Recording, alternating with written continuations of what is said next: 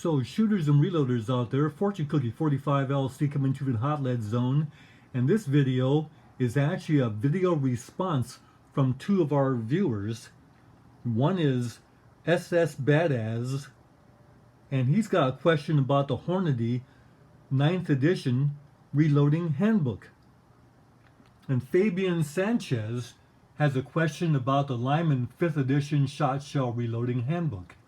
So let's go into those questions.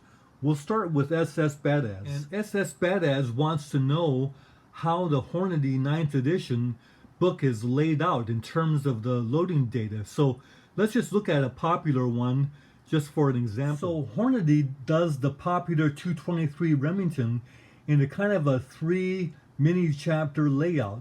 Starts off with a 223 Remington, then they go to the 223 Remington service rifle data using the service rifle bullets, and then they go into the 5.56mm NATO.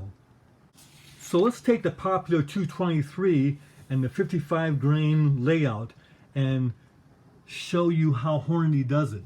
First of all, they lump all the bullets together, the 55 grainers. That goes from the VMAX 55 grainer all the way to the VMAX Full Metal Jacket, the SP, SX, and then the WC.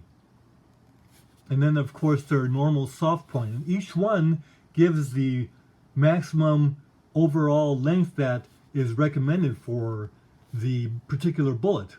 Gives the sectional density and the diameter of the bullet, 224.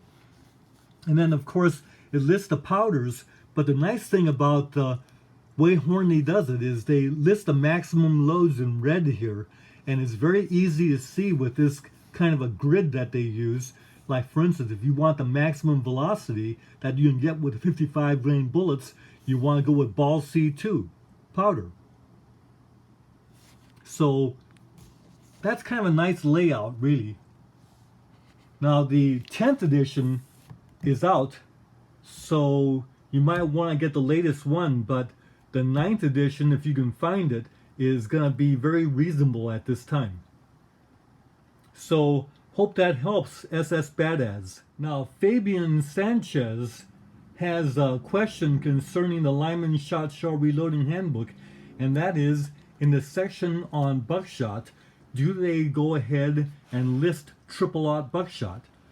And so to give an example, for instance, suppose the reloader had Remington one-piece hulls, and if you look at this, it has loads for 0.8 buck and 1 buck and probably number 4 buck right there with 27 pellets, but no loads listing triple-aught buckshot. So that is a little bit of a disappointment. In fact, there are no loads for double-aught buck, so that's kind of a disappointment. Let's see if they have anything listed for Remington plastic cases. And looking at double-aught buck, there are some double-aught buck there. So when you have double-aught buck, triple-aught buck usually is less by 1 pellet, maybe less by 2 pellets. So that'll work out.